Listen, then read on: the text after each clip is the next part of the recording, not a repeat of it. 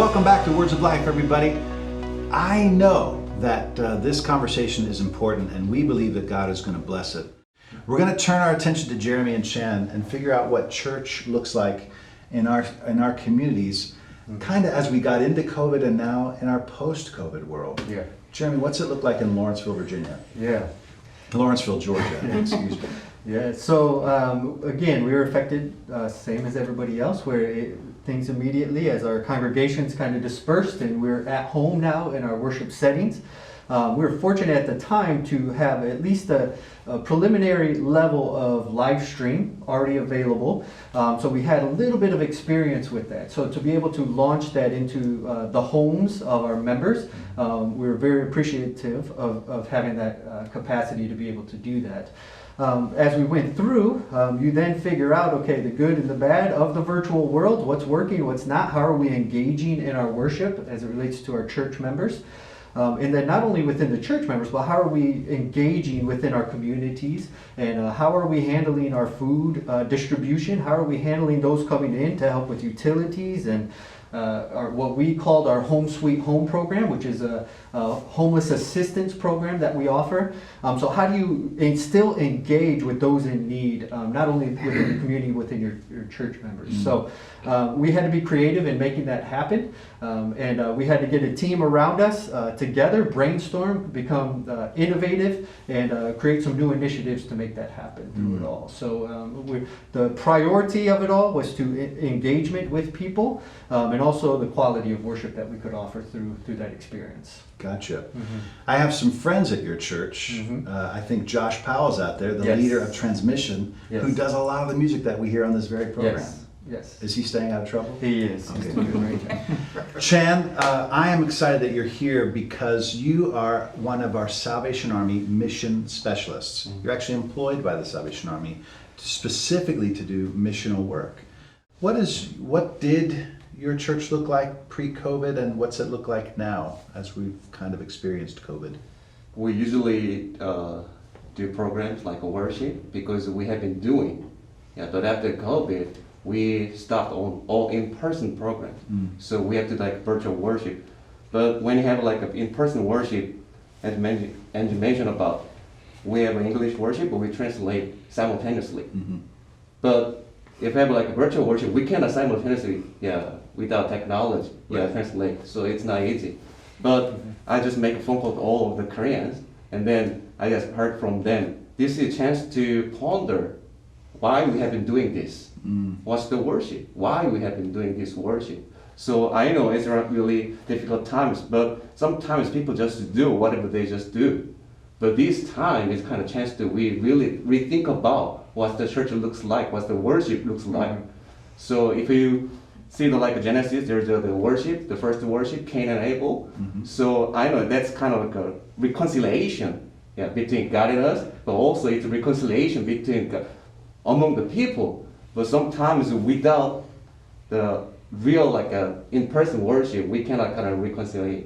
Because people, I just checked stats, and then you said they just click, but they never watch until the end. So that does not mean that they're really worshiping. So we just rethink about how can you just make people really give meaningful the worship in this situation. So. Chan, I'm glad you mentioned that early kind of response, particularly related to technology. In my own experience here, my wife and I attend the Salvation Army in Atlanta at what they call the Atlanta Temple Corps. I think we all took a breath because we didn't know what to do. What was going to happen? How would we have church? Did you have a moment of vulnerability where you didn't know what was going to happen? Just kind of, what did that look like for you? I can speak for us. It was very scary because as our services are done in English, we translate at that exact moment. We're going from being able to worship together to now having to do 3 different worship services in 3 different languages, not having any experience with audiovisual, anything like that. So we're there with our cell phones. How do we do this? How do we not make an absolute fool of ourselves? Because this is out there for all the world. And so it was very overwhelming at the beginning to figure out, okay, what is the best way we can do this? How can we meet the need of our people? And how do we make this work? Because a lot of our folks also aren't necessarily very tech savvy. Yeah. And so we have some people in our congregation that couldn't get on Facebook. They don't even know how Facebook works.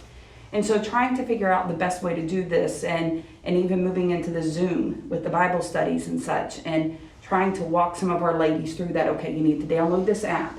You need to do this, and learning as we go along. But as far as the general worship, for us it was really difficult. And I was saying to someone, it's a whole lot easier to have church pre-COVID than at the beginning when we were doing the 3 services, because it took a lot of effort.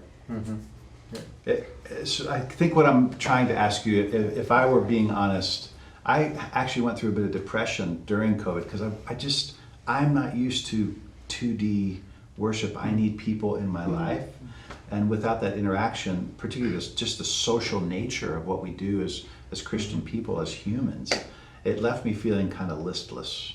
Anybody else kind of in that place? Absolutely. So, but before I came to the Salvation Army, or a time in between, I was attending a mega church here in Atlanta, and I absolutely loved it. And they had, online services and all the options that I needed, but I was missing a connection. So although it was great and I loved it, there was no connection. So when I thought about COVID and when we shut down and we said, okay, what now? When we talk about online services, great, but how do we connect with people? How do we fellowship? A crucial part of our relationship with God is the fellowship with other believers, with other Christians. So how do we keep that in the middle of this? Yeah. So that was the biggest question I had to address.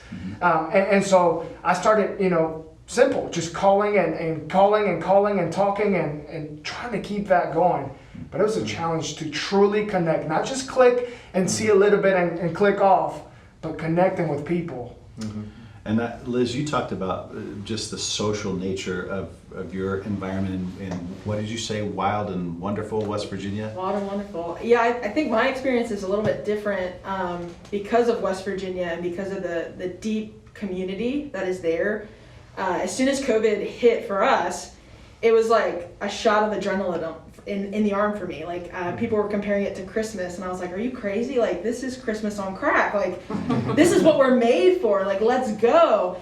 And so instantly our core mobilized, and we fought that because we saw some of that roots of depression and some of that. And I just said, in the name of Jesus, no, we're not going there. You are now a core. And so we commissioned soldiers in homes to say, this is now the Salvation Army. Wow. You are responsible for your street, your neighborhood, your whatever. And so our soldiers started doing sidewalk Sunday school. Shout out for the Orange curriculum, because I think the Lord had been preparing us for this moment. Our teachers had their videos. They could take a laptop to a house and go out. And that is what I think kept, number one, our soldiers encouraged, because we already live in a place that's poverty. A lot of our people are unemployed. We say it's living, by mailbox to mailbox, because you're waiting for that check to come in at the first of the month. And so that's like normal. And a lot of our people are frontline workers. And even our staff, we never shut our core down one day. We moved everything to a plexiglass window, and 270,000 pounds of food we pushed through this window, and we had people wrapped around the building. And even through that, the soldiers were like, we need them to help us, because we have a truckload of bananas that are going to rot if we don't get them out. And so instantly it was just like, if you can just, it's just chaos. I guess that's the world I live in all the time. I don't know if it's a good thing or a bad thing, but it's just like, let's go. Like, you do not have time to sit down. You do not have time to, like, even the computer stuff, we were just like, okay, that's nice, but you need to go visit that person and get the canteen, so we just, it was wild for me, because it just, every day was like, okay, we have another challenge, another challenge, another challenge. And it stayed at that high level. And I think a lot of people said, well, you're going to burn out, you're going to crash. And my response is, Jesus doesn't crash. Jesus doesn't burn out. And so we made it intentional that the soldiers would come in and say, what is the word that the Lord has for you? And so COVID to me is like, this is who we are. Like, it's the whole community. Like, it is the first responders, the hospital. Like, that's who we are. That's the Army. And so suit up and march on, I do not deserve to be sitting in this room with that kind of Get me fired. That's why I testimony. couldn't drink coffee, because I get fired up. I'm like, what are you talking about? Like, go talk to somebody about Jesus. There's people. I mean, Yeah. we all remember walking into Walmart and like nobody was talking at first because Yeah. like the mask thing, and you're like, this is weird. Like, Or take me get- back. You get know. the glare because you went down the aisle the wrong way. Right? Oh, rebels. Yeah, like rebels. You're going the wrong way. So, Wow. COVID. I just want to speak into that too. I think our biggest fear right now, my biggest fear right now, is that we think that getting back into our buildings is the end all. Oh, come on, no. And that we've hit the peak and pinnacle, and now we're back to normal. And that can't happen. I mean, Right. our church is immobilized, and it depends on the intention and purpose behind our ministry and what we're doing. Not only the engagement between the fellowship of believers, but how are we reaching the unsaved and unchurched through Right. this? And getting back into our building, I don't believe is the answer. We have to really be intentional out there and be creative in these different ministries. And So that's, thank you for all I you think that's where I get fired up with soldiers, because I guess in the beginning of COVID, I felt like, oh, I have to do all these things and I mean, it was insane. And then I was just like, wait a second, this isn't the Liz show. Yeah. Like, get out of the way and let the soldiers do it. And I think Yeah. that is, I mean, we stopped doing the technology thing just because I was like, I'm not good at it, so we're Yeah. just gonna put that down. Let somebody else do that. I'll tune in. And giving that freedom to the soldiers to say, this is an idea I want to do. And as an officer, saying like, go, you know, like just go. And because it's like the rules went away. Yeah. And I love that. It's like we had the freedom because nobody knew what was going on, right? DHQ was like conference call, you know, Teams meeting. And it was just like, nobody knows what's happening. And so just go. I And think, so, yeah. just to speak to something that Jeremy said as well, you know, we become very religious, you know, and you know, I think that easily happens as we go to church at 11 o'clock on Sundays, All right, come on. And Yeah. I don't think it's a bad thing that we have worship services. I think it's a bad thing when we allow that to be the one-stop Yeah. shop. It becomes you know? our identity. Yeah, and so you know, for us, you know, when you talk about, you know, what are we doing now? What does it look like? And what's important to us?